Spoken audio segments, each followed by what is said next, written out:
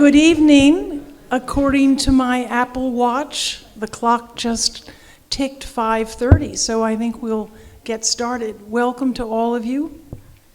This is the 5th program of our series for the summer, our 33rd year. And you know that we're a nonprofit and we welcome your contributions. And we try to surprise you. Every week there's a different bowl up here. Last week it was stainless steel. The week before that, I think it was an indigenous wicker woven bowl. And this week it is a wooden bowl. But all of them hold your contributions happily. So please think about that as you file out. And you might also have noticed there's a table here with some books on it. And they happen to be the most recent book of our speaker tonight. So you can avail yourselves of one of those if you'd like to on your way out. So let me tell you about the committee meeting. We voted in a new board member whom I'm happy to welcome and introduce tonight, Martin Phillips. If you want to raise your hand.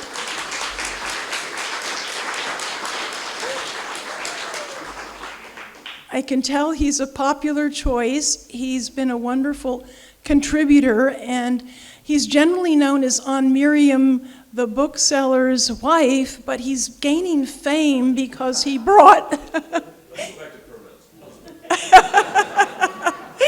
He brought our second speaker of the series, the former U.S. ambassador to Ukraine, which many of you attended and I think found very informative. The other thing that we did was the committee actually accepted my wish to step aside as of the end, don't make me get emotional, at the end of this season. And I think I've been serving as chair, if we want to call it that. We try to keep the titles very low profile for the last 12 or so years, on or off, so it's time. And the most exciting thing is that we have a wonderful new incoming chair in the form of Bruce Claflin. And Bruce, applause. Bruce has been a fantastic contributor to ideas for our forum and just a real energizer bunny, and he has tremendous vision. He won't take no for an answer. He's dogged in his persistence of pursuing the speakers that he thinks you all deserve. So I feel frankly very, very pleased about the succession plan. I feel very pleased about our new member, the composition of the committee, and I will take this moment to name our committee members start in alphabetical order. So Bruce Claflin, Helen Elkins, Leslie Glotzel, Nina Herrick, Gail Jackson, Martin Phillips, and Peter Rothschild. I think I've got 7 there. They are all strong contributors to ideas for and sponsorship of and obtaining the speakers that you hear. So I thank them, and applause for the committee, please.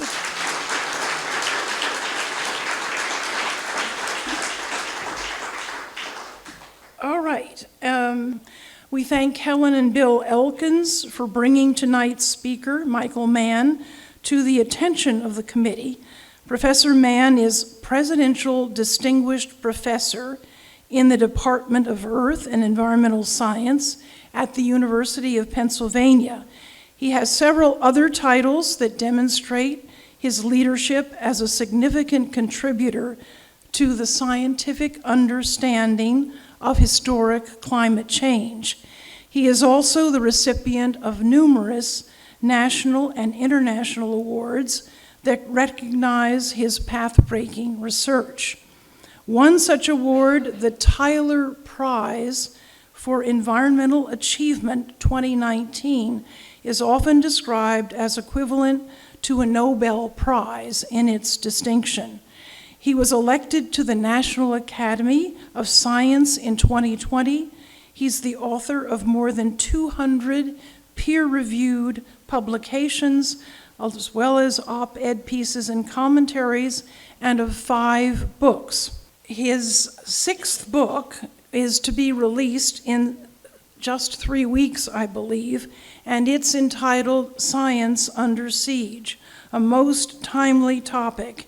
If we are lucky, he will give us a sneak preview of that latest book.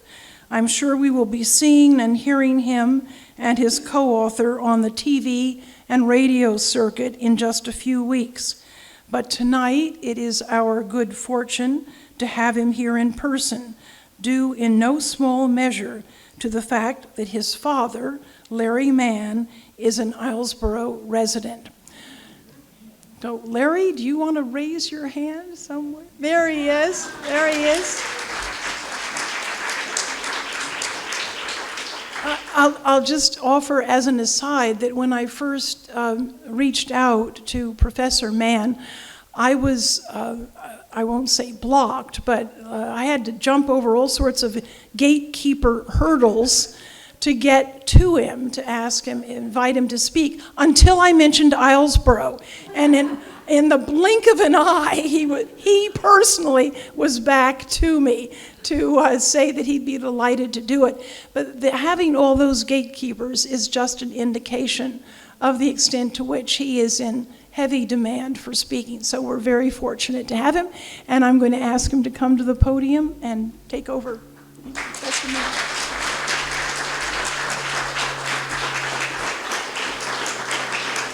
Thank you. Well, thanks very much. I should mention, actually, that my father was brought to Islesboro by his friend Judy Gardner, who many of you may know. So it's great to have both of them in the audience here tonight, and my family, my wife Lorraine Santee and my daughter Megan Mann. I also want to thank the bookseller. As it turns out, the book I'm going to talk about is actually my 7th book. I spend way too much time writing books these days. But my last book, Our Fragile Moment, I actually gave a talk at the Historical Society a year ago about, and the bookseller was very kind to bring copies of that book, and I'll be happy to sign them for anybody who wants to get a copy. But today I'm going to talk about Science Under Siege. It's the title of my talk today. It's the title of my forthcoming book with my co-author Peter Hotez, who many of you may recognize. He is one of the foremost experts on vaccines and COVID-19, a public health scientist. Peter and I realized a couple years ago that we were dealing with many of the same sorts of challenges and attacks, and that it might be cathartic in some sense to work together to write a book about sort of our common experiences on the front lines of these different battles and what we can learn from them. We had no idea 2 years ago when we set out to write this book how sadly prophetic / relevant it would be by the time that it is set to come out a month from now. So let me start out by sort of describing the challenge that we face. And of course, as someone already pointed out to me in a conversation I had before we started, it isn't just science that's under siege, right? It's democracy today that's under siege. And the attack on science is sort of part and parcel to that larger challenge. And I will touch on that larger challenge. But when it comes to this specific topic of science and how it's under siege, Peter and I think of it as sort of a 1-2-3 punch. It's sort of it's a triple assault. The first, of course, deals with the issue that I focus on, the climate crisis. Every year now, we hear it's like Groundhog Day, if you've seen the film. Every year now is the warmest year on record. It seems like it's on repeat, that particular headline. So with every year, we set a new record for global warmth, and we are seeing the consequences of the warming of the planet. They're not subtle anymore. We see them in the form of unprecedented extreme weather events, wildfires, floods, superstorms. this is symptomatic of the warming of the planet. We would not be seeing such extreme and such frequent devastating weather events if not for the fact that we're warming up the planet. Just earlier this summer, my group and I published an article in the Proceedings of the National Academy of Sciences where we demonstrated that there's a threefold increase over the past half century in a particular pattern, that sort of very wavy pattern that you often see in the jet stream associated with extreme weather events, those wildfires and floods and heat waves, that's often associated with a jet stream that is exaggerated in its waviness, and it becomes stationary. So those high and low pressure systems sit over the same location day after day. That's when we see the most damaging, the most deadly extreme weather events. And there's a tripling in the frequency of that sort of pattern. Why I'm emphasizing this is not captured well in the models that we use to project the future, to project the future impacts of climate change. So keep in mind that when you see these model projections and you hear scientists talk about the implications of what the models have to say, and you hear the models under attack by climate change critics, if anything, the models are probably underestimating some of the consequences of climate change that we're already seeing because they don't resolve some of these important sort of details about human-caused climate change.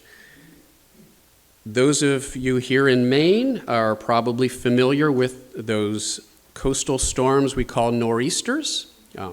And also, earlier this summer, we published an article in the Proceedings of the National Academy of Sciences where we demonstrated the most intense of these storms. And the most intense of these nor'easters, they have names, right?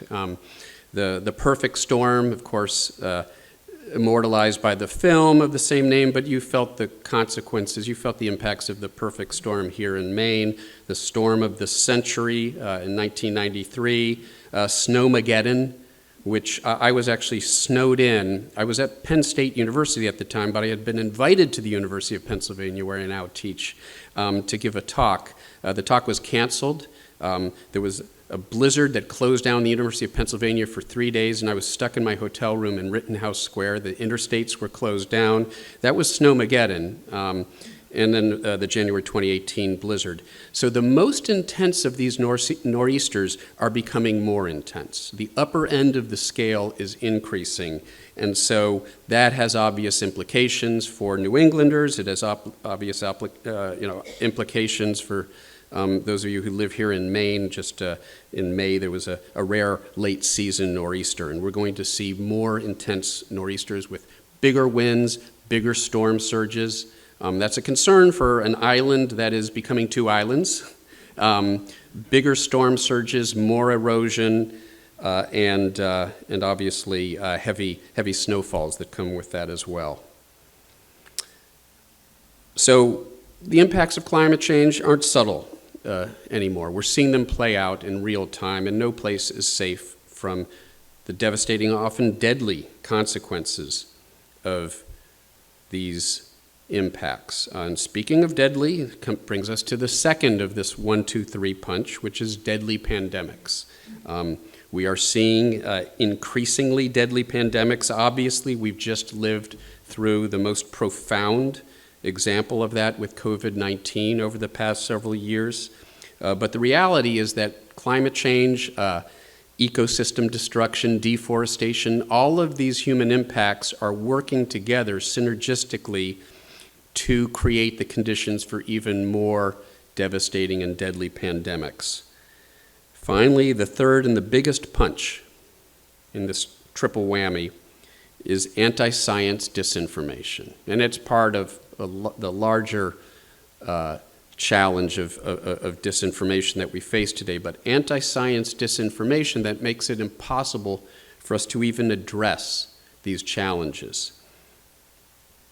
And let me just talk briefly about one of the, an example that goes back decades. The assault on climate science goes back several decades as it became clear we were warming the planet through fossil fuel burning, and that was a threat to certain powerful vested interests who profit greatly from our reliance on fossil fuels. And so here's a graph from 1982 that accurately predicted the increase that we would see in carbon dioxide concentrations under business as usual burning of fossil fuels, which we basically followed, and the warming that would result. It was spot on. This wasn't me or any of my climate science colleagues or the Intergovernmental Panel on Climate Change or Al Gore. This was ExxonMobil.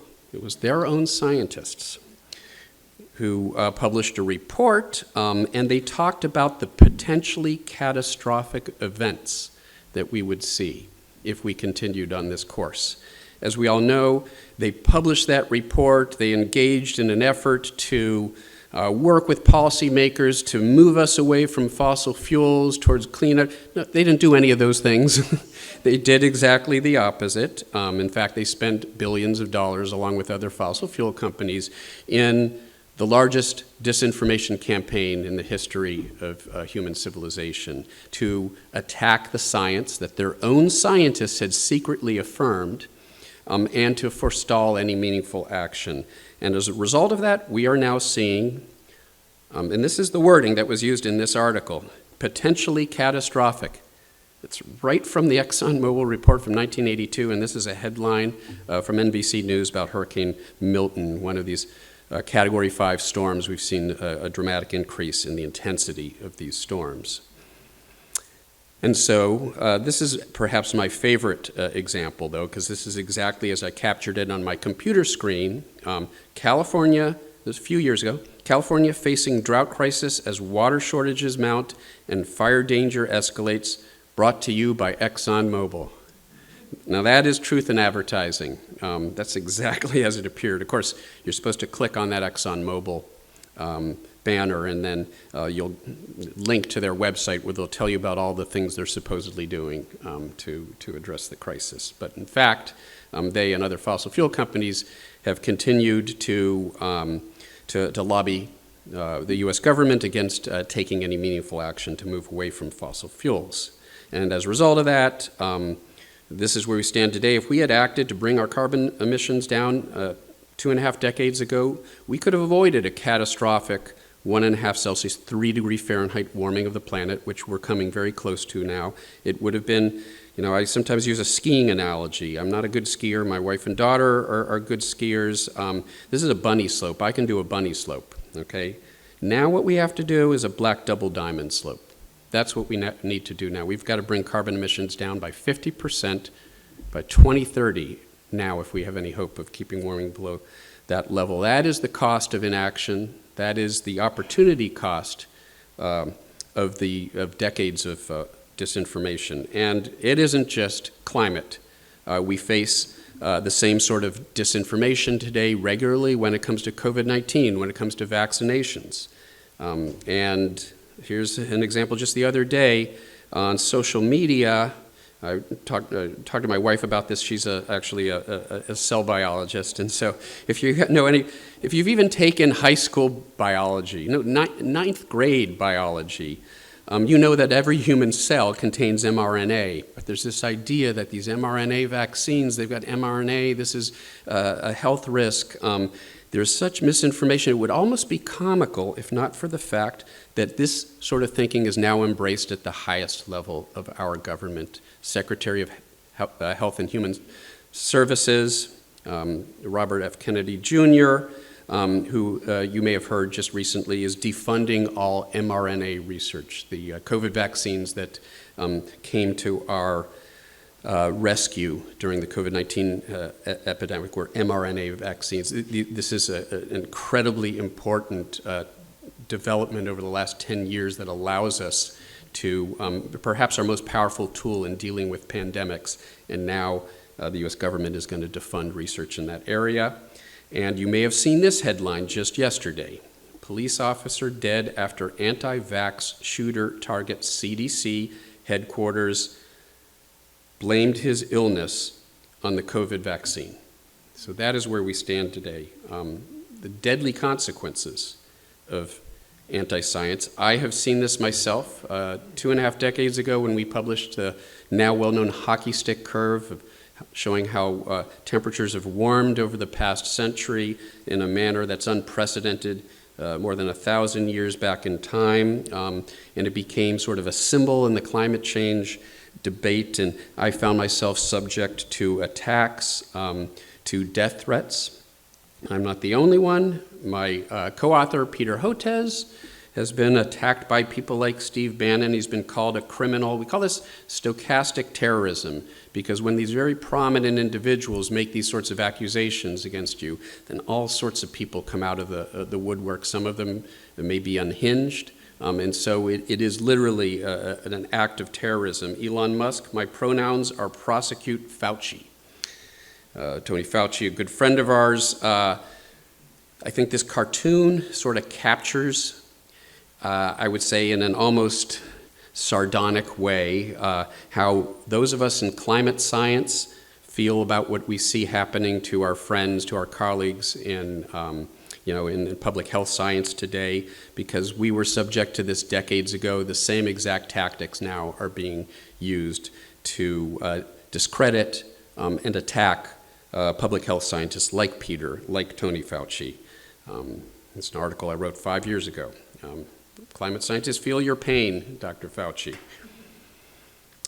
So the book is about these 5 forces that threaten our world. The first I'll talk about is plutocrats. We know who we're talking about. Elon Musk, who's weaponized Twitter, perhaps the most widely used by certain measures, social medium, and he has weaponized it for anti-science misinformation. Their algorithm actually tends to favor scientific misinformation about climate science, about COVID-19. And this article, describes him as a Bond villain. It's sort of metaphorical, a metaphorical description. But with Rupert Murdoch, who indeed has used his global media empire, Fox News, the Wall Street Journal editorial pages, New York Post, newspapers around the world, and TV news networks around the world. He's used his media empire, his massive media empire, to sow confusion and doubt and misinformation and disinformation about climate change. And he literally inspired a Bond villain. There is a Bond villain actually based on, at least partly, Rupert Murdoch.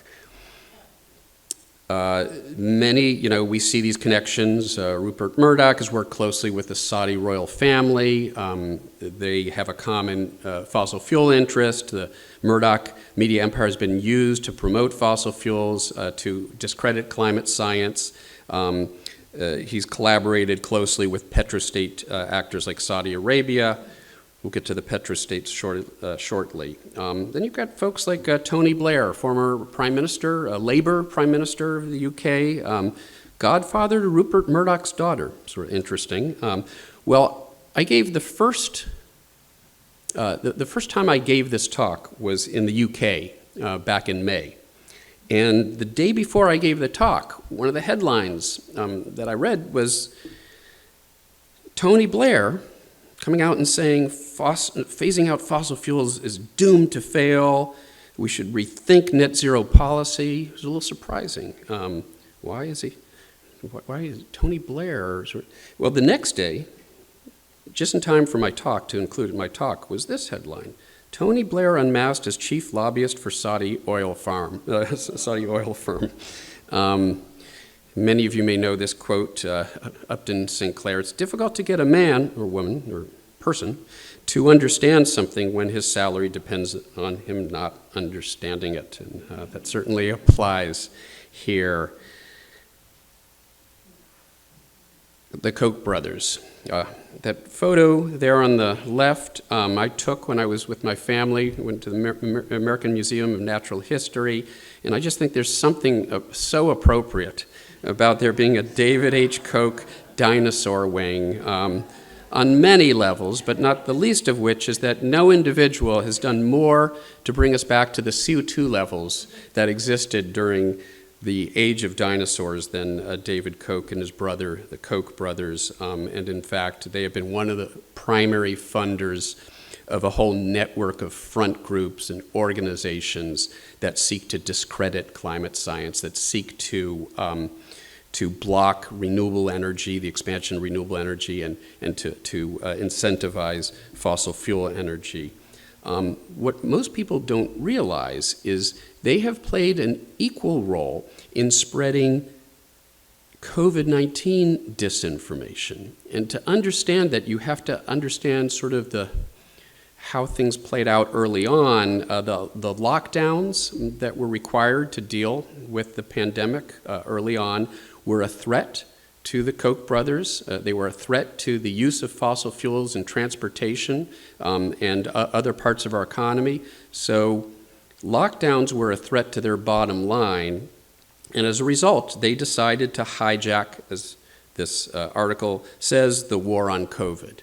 And from that point forward, because the Koch brothers were opposed, and other plutocrats that are part of that same network were opposed to the public health measures necessary to deal with that crisis, that became imprinted on the ideology of the right. It became part of the sort of cultural identity, and that is why anti-vax propaganda and COVID-19 misinformation is almost seamless now with climate misinformation in this sort of disinformative universe that dominates the right. David Koch, I should add, is a big proponent of geoengineering, the idea that we will shoot particles into the stratosphere to block out some of the sun. That's how we'll deal with climate change. We can continue to burn fossil fuels and increase carbon pollution in the atmosphere, but we'll do other things to the planet to try to offset that. What could possibly go wrong? There are lots of things that could go wrong. The principle of unintended consequences reigns supreme here, but perhaps most significantly is what we call moral hazard. To the extent that we believe these people, that there is some stopgap, there's some switch we can set down the road, it provides an excuse for the continued reliance and burning of fossil fuels. Well, this is sort of interesting. Spiked magazine is a Marxist, an ostensibly a Marxist magazine. And here's an article that was in defense of the geoengineering, of the dimming the sun. My Oxford colleague, Pierre Humbert, and I were attacked in that article by name as climate zealots for a commentary we had written in The Guardian, warning of the dangers of engaging in these sorts of geoengineering interventions. And it doesn't make sense until you realize that Spiked Network is actually funded by the Koch brothers.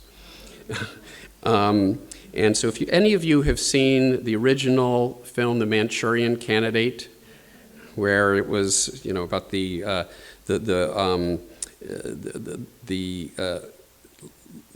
left masquerading as the right, the political left. This is the reverse Manchurian Candidate. This is now the political right masquerading as the political left. And these are the sorts of underhanded tactics that are so omnipresent today. Just a little bit more about geoengineering. Not all of, the advocates of geoengineering, the people we might argue are wrong-headed in their approach to the problem. Not all of them are on the political right. Bill Gates is not on the political right, and he's a major proponent of geoengineering as a way to deal with the climate crisis. He downplays the role of renewable energy. He emphasizes nuclear energy and geoengineering and carbon capture, and often throws cold water, no pun intended, on renewable energy. So many of us feel he's quite wrong-headed. He's done a lot of important positive work when it comes to developing vaccines, the COVID-19 crisis. But in the climate space, he's played a problematic role. In fact, such a problematic role that if you saw the movie Don't Look Up, how many people here in the audience? A fair number of you. It was nominally about a comet that's going to strike the Earth, but it's really an allegory, it's a metaphor for the climate crisis. And the villain in that film is a tech bro, a tech lord we don't have to destroy the asteroid.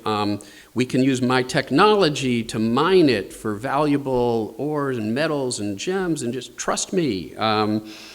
In fact, I know Adam McKay, the director, quite well, and I've confirmed in conversations that indeed this was sort of a metaphor for the sort of Bill Gates, Jeff Bezos, Elon Musks of the world who think we can just sort of technify our way out of these problems. Now, the scientist in the film, played by Leo DiCaprio, just trying to articulate the science to the public and warn them about this problem. I mean, we have no idea what sort of bozo inspired that character. One can only imagine what sort of crazy academic could have inspired that. But especially, I would never wear a jacket like that. Anyways, the right path forward, is not engaging in unprecedented experiments with the one planet in the universe that we can live, that we know can support life. It's to stop burning fossil. It's not that hard. Stop burning fossil fuels. Yeah, thank you. It's not that hard, right? It's really not that hard. I've got a lot to get. I'm going to just sort of go through some of this. We've got petrostates, right? And I've already alluded to Saudi Arabia, Russia, economies that are fundamentally based on the extraction and sale of fossil fuels, and have done everything they can to scuttle international agreements aimed at dealing with the climate crisis, and have interfered, have used social media, bot armies, and troll farms to try to game social media in a way that that advocates that sort of that promotes that agenda, that disinformative agenda, and has had a willing accomplice in Elon Musk, for example, when it comes to Twitter. So I would argue Facebook and other social media sites as well. It's also important, a historical fact most people aren't aware of. Back during the Obama years, ExxonMobil had plans to form a partnership with Rosneft, the state fossil fuel company of Russia, that was worth half $500 billion, $500 billion oil deal. But it was blocked by the sanctions that were in place against Russia over their actions in the Ukraine. Now, I will just say that everything that we have seen happen since in international geopolitics involving the U.S., Russia, Saudi Arabia, can be understood in those terms. And very few journalists, Rachel Maddow being one of the few who's actually dug down into that. She wrote a whole book that actually gets into that. And so under Trump, we ourselves are a petrostate that is collaborating with other petrostates. Just the other day, and we're talking about connections with Russia, well, our Department of Energy Secretary the other day announced that they would not only be writing reports that attack the science of climate change, and I'll get to that in a bit, but they're going to be going back to reports that were published under the Biden and Obama administrations and editing those reports to reflect their anti-science views about climate change. And that is literally, that's my quote, by the way, that The Guardian in their title, I said that's exactly what Stalin did for one reason. That's exactly what Stalin did. Back in the, if you read about the era of Lysenko and Stalinist Russia, they were literally jailing scientists whose findings didn't comport with their ideological views about agriculture and how evolution takes place. It turns out they adopted instead these crank views, the views of this crank scientist Lysenko, and they implemented those, and that actually led to dramatic blights and starvation, widespread starvation in Russia. It's sort of a canonical tale, example of the dangers that can result when, when politicians oppose science that they don't like for ideological reasons and promote science that they do like. And that's what we're seeing right now. There's no other way to describe it. And various politicians, all mostly on one side, exclusively really on one side of the aisle, the Republican Party, have been engaged in this assault on climate science and climate scientists for decades, and I myself have encountered their attacks. So have Peter Hotez and Tony Fauci encountered similar attacks now on the science of vaccines, on the science of public measures for dealing with the COVID-19 crisis, again, because of an ideological sort of purity test that now that now characterizes the way that one party, the Republican Party, approaches the issue. Some have even compared these attacks to the attacks against Galileo by the Catholic Church back in the 1600s. It's like we're going back to the 1600s, right? Back half a millennium. All right, pros. There are a lot of people who are employed as attack dogs. They are funded. You see them on talk radio or on cable television, or you read their op-eds in conservative newspapers. They're basically paid attack dogs who are working to discredit the science of climate change. I've encountered that. You have the same thing in the area of COVID-19 and epidemics. And in fact, there's something very interesting that happens in that space where you have individuals who attack sort of mainstream public health science, the efficacy and safety of vaccinations, and promote their own sort of miracle cures. And we're familiar with this in COVID-19. In the 2011 movie Contagion, if you've seen it, it's worth going back and watching it again. It's quite remarkable because sort of the antagonist in the film, played by the actor Jude Law, is actually one of these pros, one of these individuals who is trying to discredit the vaccine that's being developed to deal with this global deadly pandemic, and is selling his own cure and profiting from it. Quite prescient, really, given what we've seen now in sort of the health freedom movement that has really taken off in the era of COVID-19. So you got pros, you got propagandists. One we've been hearing a lot about lately, Steve Koonin, a nuclear physicist who likes to describe himself as he's a climate change denier. He's attacked the science of climate change in the Wall Street Journal and Fox News. He likes to call himself an Obama scientist. He's gotten a lot of mileage because he did once have an appointment in the Obama administration, and so he's been dining out on that for quite some time now. This is an Obama scientist who is telling you that climate science is bunk, but he's really more of a Tucker Carlson scientist, really, a Fox News scientist. And in fact, as of a week ago, he is a Donald Trump scientist. He is one of 5 scientists who wrote a report for the Department of Energy attacking the mainstream science of climate change. And it's just full of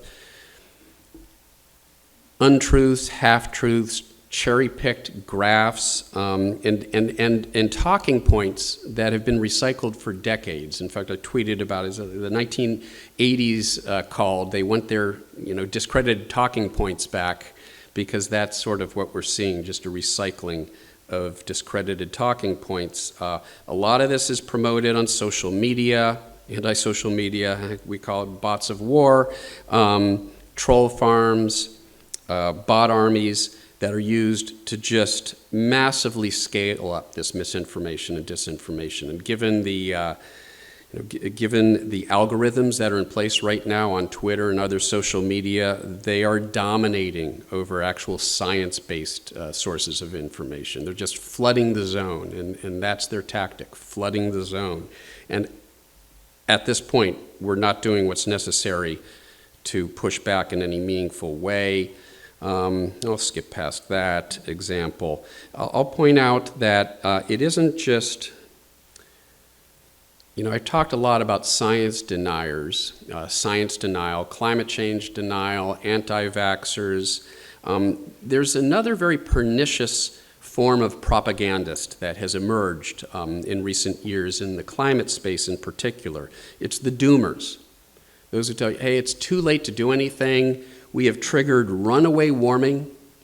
The Arctic permafrost is melting. The methane is going to increase exponentially no matter what we do. People like Guy McPherson, who I think it was 11 years ago now, said that humans would be extinct within 10 years. So you can breathe a sigh of relief. And what that does, it's not supported by the science in any way. And what it does, that sort of doomism leads people to disengagement. If you really believe that we have no efficacy, that we have no agency, then why bother? And so in some ways, it's even more pernicious than outright denial because it takes the very people who would be on the front lines demanding change and leads them to the sidelines, right? It leads them from engagement to disengagement. And I'll come back to that point in a bit. Let's finally talk about the press. And of course, it would be easy for me to stand here and talk about the pernicious nature of the Murdoch media empire. I already did that, and Fox News. Obviously, conservative media is a major problem. They promote, they have an entire echo chamber of science denial and access to some of the most widely read and viewed media on the planet for that purpose. But there's another problem, and again, maybe in some ways even more pernicious, is what Peter and I refer to as performative neutrality that we see now in the part of the legacy media, the mainstream media. This idea that, hey, we have to be balanced. So, we'll have a NASA scientist talking about, the spherical Earth, and we'll have a flat Earth scientist, both on the stage because, right, these are equally valid views. That's sort of the approach that they take whenever there's any sort of controversy, whenever in that politically and ideologically motivated controversy. The idea is, well, we have to present both sides. And one could argue that this is a larger affliction in the way the media treats any number of topics today, but it certainly applies to the way that they treat topics like climate change or, vaccination and COVID-19 science, where there is a very motivated and very loud and very well-organized opposition that pumps their misinformation out there, and too often the legacy media just, will just throw our hands up and say, well, we'll just put both, ideas out there. And when you do that, of course, what you're doing, and I think about this as a Bayesian statistician sometimes. There's what's known as a prior. You start out with where do we think the weight of evidence is? And we start out with that, and then as we get new data, we sort of work towards a more refined estimate of things. So this is like having a prior where climate change is a 50-50 proposition. And you start out there, and the public and viewers start out with the assumption that this is a 50-50 proposition, and then the burden is on the scientist during the course of the debate or what have you to try to work back towards where the weight of evidence actually is, which is 99.9999 versus 0.0001. It's not 50-50. And so you've lost at the very start once you've framed this as a debate. And too often our mainstream media does that, or even worse. You have the New York Times, and you have, when it comes to climate science, when it comes to vaccines and this idea of the lab leak hypothesis, which is not supported by any science. If you talk to actual scientific experts, we now know we actually I'm trying to remember the term that I was going to look for here, but when it comes to sort of the origins of the COVID-19 virus, we have genetic markers that actually tell us the crossover events, the zoonotic crossover events from species to species. There's very detailed evidence of natural origins of this virus, and yet the New York Times and Washington Post are constantly hosting commentaries and op-eds by people insisting that, that the lab leak theory is a viable theory, and what's pernicious about it is it's used to undermine the authority of the scientific community. It's used to sow distrust in science and scientists. And the Washington Post and the New York Times have really played into that in a way that's very problematic, and we call them out for that in this book. It isn't just Fox News, it isn't just Rupert Murdoch. It's the New York Times and the Washington Post, in fact, and other legacy media that are often, in some ways, even more culpable because they know better. Why are they doing this? So the path forward, what is the path forward here? Talk about doomism. The science does not support a narrative of doomism. The science tells us, and there is overwhelming evidence from detailed modeling over the last decade or so that tells us that the warming of the planet stops when we bring carbon emissions to zero within a few days. So this idea that we've triggered runaway warming and it's too late to do anything about it is completely wrong. It implies a lack of efficacy. It implies a lack of agency when the science actually tells us that there's a direct and immediate consequence of our efforts to decarbonize our economy. So it's important to understand what the science actually says. Yes, we can still stop the worst effects of climate change if we act. Financial Times has done a lot of really good journalism on climate, and I was very disappointed a year ago or so, maybe more than a year now, when they put out this article, the title of which is completely wrong. The world is warming faster than scientists expected. And I tweeted out immediately, no, Financial Times, it isn't. The world is warming as fast as we predicted, and that's bad enough. And let me just magnify that. The black is the average over all of the models that the IPCC uses to project the future. That's the black curve. The blue is the range among all the models. Some models predict more warming than other models. They treat some of the physics differently. And the red, those are the observations. They are smack dab in the middle of the model spread and right on top of the model average. The planet is warming up as fast as we predicted. Now, some of the consequences of that warming are exceeding what we predicted. And I talked a little bit about that, the extreme weather events, the melting of ice sheets, and the collapse, in the beginning of the collapse of ice sheets and the contribution to sea level rise. Some of the consequences are exceeding what we predicted, but the models tell us that the warming is what we predicted it would be, and they tell us that if we stop burning fossil fuels and we bring carbon emissions to zero, the warming stops. And so that's really important. It's really important that people understand that the truth, as I like to say, is bad enough. And that's a major theme of my last book, which is over here, Our Fragile Moment. We don't have to exaggerate the case, the science, to make the case for urgent action. There's urgency, but there is agency as well. The antidote to doom, as I like to say, is doing. And that applies to climate, as I just talked about, but it has so much greater salience right now when it comes to everything that we're dealing with. It is a tactic of the bad actors out there who are trying to take the world, who are trying to destroy American democracy and take the world in a very dangerous direction. One of their tactics is doom and despair. They want you on the sidelines. They want to convince you that you have no efficacy. It's too late. There's no way that you can fight back against what they're doing. And so the antidote to that, the antidote to doom, is doing, is voting, is being out there, is speaking truth to power.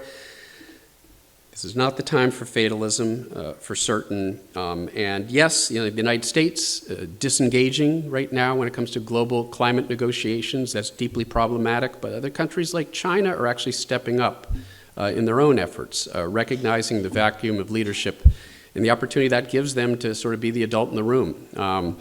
And there are all sorts of environmental organizations in the U.S. that you can be involved in, you can support, you can fund, that are working with our international partners to make sure that we make progress, even while the U.S. at the federal level is somewhat on the sidelines. And then hopefully when we return to sanity, if that happens, we will still have made enough progress globally that it's not too late to avert some of those dangerous thresholds that we're trying to avoid. This is that photo I promised of my daughter and a polar bear, and we're not torturing our daughter. This is from the Pittsburgh Zoo, where you can walk through a plexiglass tunnel, goes underneath the polar bear feeding pool. And if you're involved in an NSF-funded project to develop climate outreach materials for zoos and aquaria, and the manager of the zoo, you can convince him to throw the fish in the pool when your daughter is walking underneath, which is what's happening here when she was 6 years? That's 5 or 6 years old.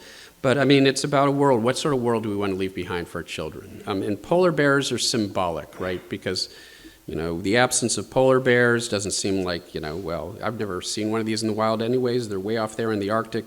But it's about, the sort of wonder and beauty of a viable planet. There is a scenario where we continue on a path of exploitation and devastation, where we leave behind an essentially unlivable planet for future generations. But there's another future that's still possible. And it's up to us to do everything we can to make that future possible. And I'll leave it, and I was talking with one gentleman earlier, we were talking about Tolkien, and to me what we're living through right now is profoundly a Tolkien-esque sort of moment in time. And I draw inspiration from these sorts of tales. They may be mythical, but there are fundamental truths in them. And one of my favorite lines in that film, and it sort of summarizes, I guess, what I'm trying to argue here, is that there's some good in this world, and it's worth fighting for. And that is absolutely true for us today. And so I'll leave you with those words of inspiration. I'll be happy to field your questions. Thank you.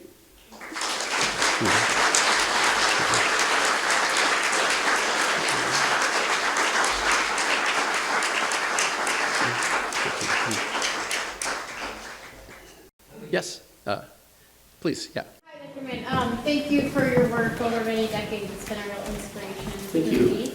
A question, if you were to go back to your former self 2.5 decades ago in that hockey stick paper, and all that you know now about media and communication, what would you do differently? Yeah, black hole research. No, plastics.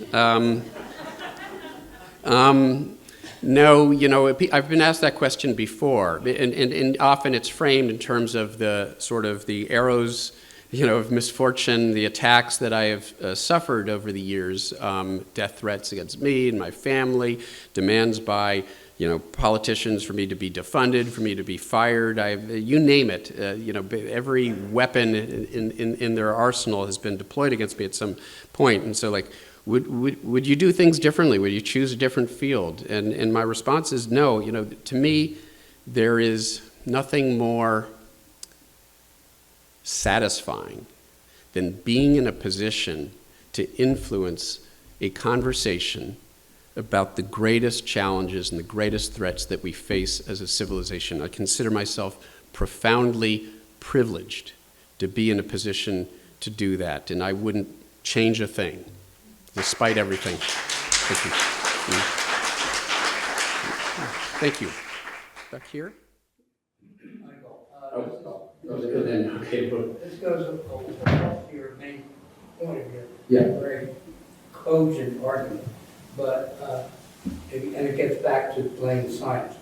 I guess developing science, and I'm talking about the concern about the overturning Atlantic currents and that effect on the climate. Yeah. And I've seen various takes on that. Yeah. What's yours?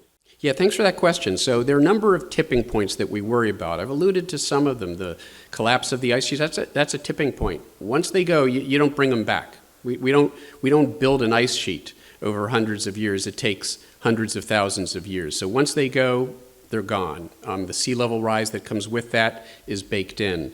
That is true for potentially for other attributes of the climate system. We call these tipping elements, and one of them is variously called the meridional overturning circulation, the Atlantic AMOC or AMOC, the Atlantic conveyor belt circulation. It's sometimes equated with the Gulf Stream, but from a physical oceanography standpoint, they're not quite the same thing. This is a ribbon-like current that delivers warm waters to the North Atlantic and makes the parts of North America, Eastern North America, and Europe warmer than they would otherwise be. And there's evidence that we know from the past, we know from climate model simulations, as you melt the ice at high latitudes, floods into the North Atlantic Ocean. It freshens that water. Fresh water is lighter than cold water, than salty water rather, and so that makes that de-densifies, if you will, the water, and it inhibits the sinking motion that helps drive that current system. Now, climate models predict that we should see that happen over the next century. I was a co-author on an article in Nature Geoscience. The first author was my good friend and colleague Stefan Rahmstorff of the Potsdam Institute in Germany, where we demonstrated that that appears to be underway already. So something that we expected not to see for a century appears to be underway. We appear to be seeing a slowing of that ocean circulation pattern ahead of schedule. A reminder that uncertainty is not our friend. Some of the uncertainties, when somebody says, well, there's uncertainty of science, so we shouldn't act. Much of the uncertainty is playing out in a way that things are happening sooner than we expected. The warming of the planet, we got about right. The consequences of the warming, in some cases, seem to be proceeding faster. This may be one example. Now, you won't get the movie The Day After Tomorrow. That is a caricature of the science. Tornadoes won't destroy the Hollywood sign. Jake Gyllenhaal will not win an academic decathlon. None of these things are going to happen. But there is a sort of kernel of truth to that. We do see that warming. In fact, that happening. And in fact, one of the consequences of the somewhat complicated physical oceanography of the North Atlantic is that even though that is expected to lead to a cooling overall in a large part of the North Atlantic Ocean, and we're seeing that cooling already, we're seeing it take place, it actually can lead to a warming of the Gulf of Maine. And the Gulf of Maine is one of the fastest warming places in the global ocean right now. And we believe part of that may be due to the effect of the slowdown of this conveyor belt. So the day after tomorrow is not a viable consequence of that scenario. But dramatic warming in the Gulf of Maine may be. The disruption of the sort of marine ecosystems of the North Atlantic that make that such a natural sort of biologically productive part of the world. The reason that we have such plentiful fish populations in the North Atlantic relates to the the delivery of nutrients to the surface that's tied to the convection that occurs in the ocean because of that current system.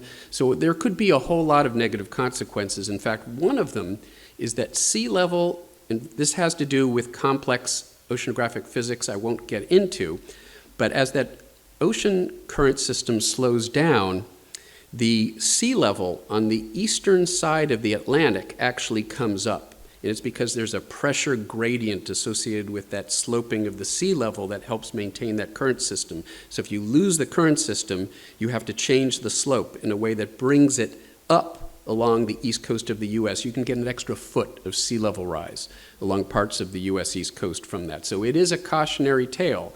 It is a reminder that uncertainty is not our friend and that some of these consequences, if anything, may be happening earlier. Question in the, yellow.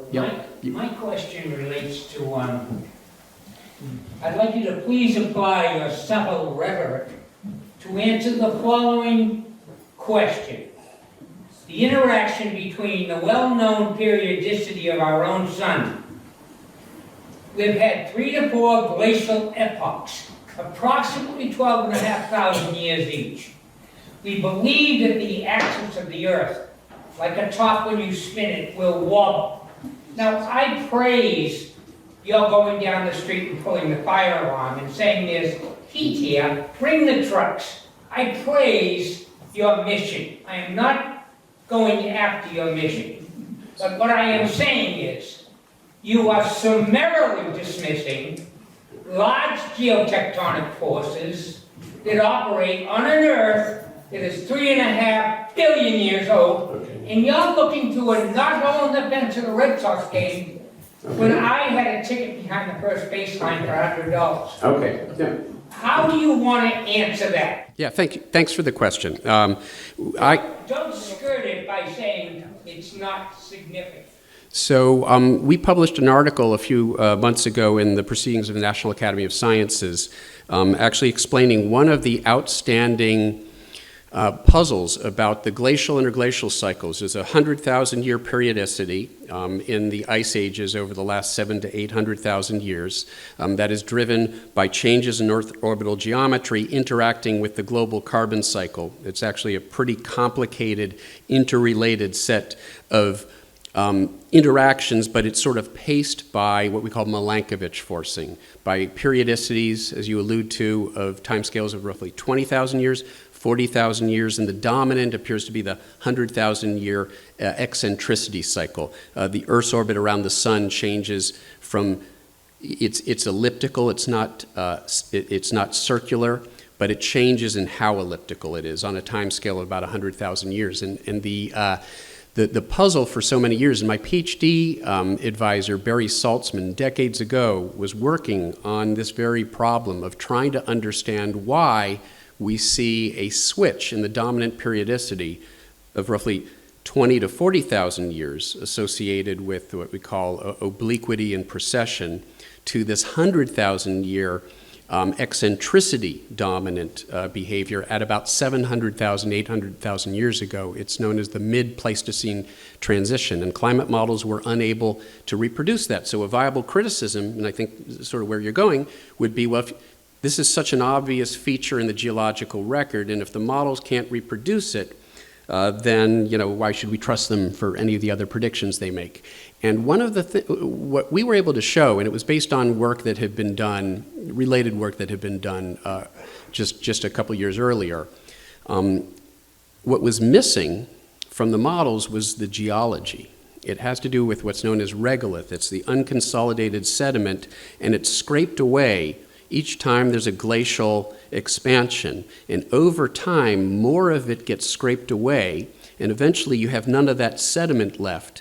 And so the ice tends to stay affixed to the ground because it can't slide over that unconsolidated sediment. And you can build larger ice sheets. And when you build larger ice sheets, you change the whole dynamics of the system, and it responds more to that 100,000 year. So absolutely, these sorts of, the past provides us all sorts of important tests for our understanding of the mechanisms that drive the climate today. So thank you very much for that.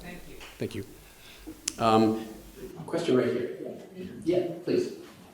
So this whole sense of doom is overwhelming with all the, all the things you hear in the news, and it comes like, what can I do? So you're a thing that we need to do but what do we do? It's just like there's so much that we need to do. So what would you, maybe I can't afford to go out and change to a electronic vehicle or whatever, right? An e-car or whatever. Yeah. But what are some things, or what one thing would you suggest that people start? Thanks for that question. It's sort of another, it's another one of my sort of pet issues, is sort of the distinction between individual behavior and collective behavior. Like, how do we solve this problem? And you don't want to get me going on this. There have been some of those bad actors that I talk about have spent a lot of time trying to convince you that the problem is your carbon footprint. It's your carbon footprint. BP, back in the early 2000s, British Petroleum, gave us the first widely used individual carbon footprint calculator, because BP and the fossil fuel companies wanted you hyper-focused on your individual carbon footprint, so you didn't notice that 70% of the global carbon emissions come from just 100 fossil fuel companies. And so there's been this effort to sort of focus it on individual behavior to take the pressure off of systemic change, because we operate within a system, and we're limited, especially those of lesser means are limited more than those of greater means in terms of what we can actually do. Buying a electric vehicle, switching to a power plant, wind, solar, renewables is often more expensive because we have the wrong incentives right now. So we've got to change the incentives, and that can only be done by politicians, by policymakers. So the most important thing that we can do is participate in collective action, work together in the form of voting, in the form of speaking out, in the form of, doing everything you can to try to influence the prevailing politics around these issues. And there's so much that we can do today, especially because we have access to social media. Everybody's got this sort of instantaneous voice, and we can be out there opposing the misinformation and disinformation I talked about. We can be out there trying to bring people together to get positive information to them. And there's no one size fits all. Everybody has their own unique set of sort of skills and talents and proclivities. And so it's about figuring out what it is. Maybe you're an artist. Maybe what is it that you can bring to the table that plays uniquely to your strengths and your interests and helps us move collectively in this direction that we need to go. That would be my, very good, thank you. See, there's one question back there in the very back with, yes, you, please. No, yeah. Thanks. I have somewhat of a philosophical question. Dissent, debate, lack of respect for authority, those are great American traditions. So setting aside COVID and climate, which I think are toxic discussions, what's your perspective on the role of dissent and debate and questioning and criticism in science? Yeah, so thanks for that. It's interesting because it's one of those.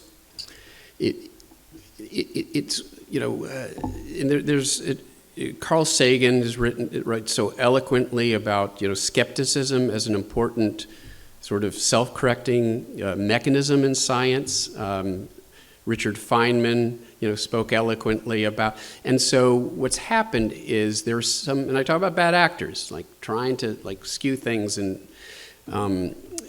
there are some bad actors who've weaponized what is actually a positive thing in science, that self-correcting machinery, skepticism, and they've tried to equate it with contrarianism or denialism. They're not the same thing. Dismissing, the consensus of the world's scientists based on the flimsiest of arguments that may fool some people who don't know better, but doesn't stand up to the slightest bit of actual scientific scrutiny by experts. That's not skepticism. That's denialism, it's contrarianism.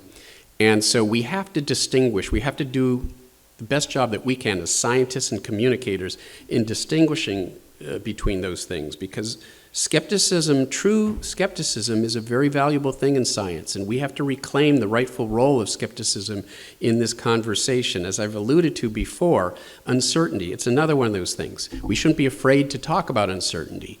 The contrarians, the science deniers, love to cite uncertainty as a reason for inaction.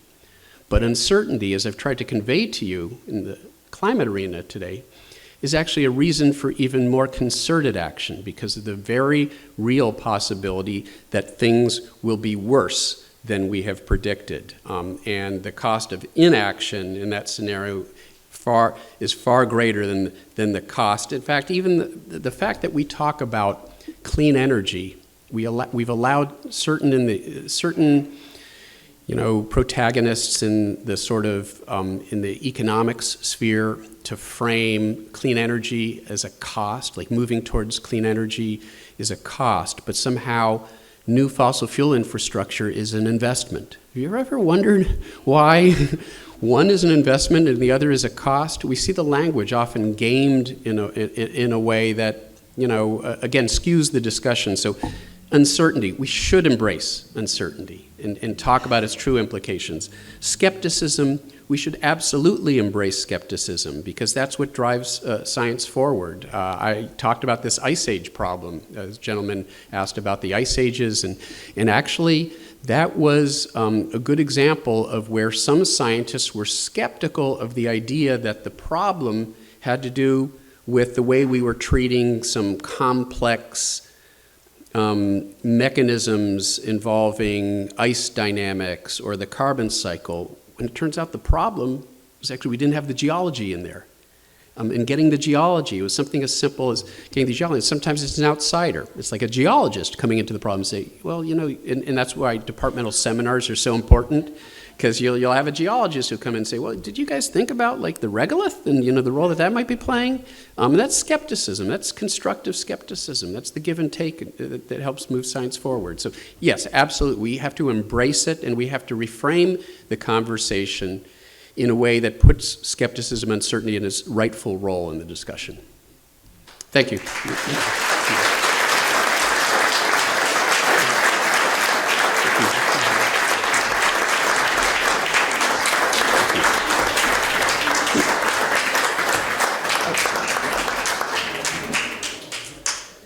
Thank you, Professor Mann. And before we depart, but I do want to say, it's obvious that this man knows his subject. It's also obvious that climate change is perhaps the most complex public policy issue the world has ever faced. It is so interdisciplinary and requires so many areas of science to address. So it's a huge, huge challenge for all of us. But thank you all for taking it on this evening, and we thank Professor Mann for elucidating it in the way he has. It always pains me to cut off questions when I can sense there's an appetite for more. I hope you will have a chance to get another bite of the apple when he's over with the books. We look forward to seeing you next week, and thank you for coming tonight.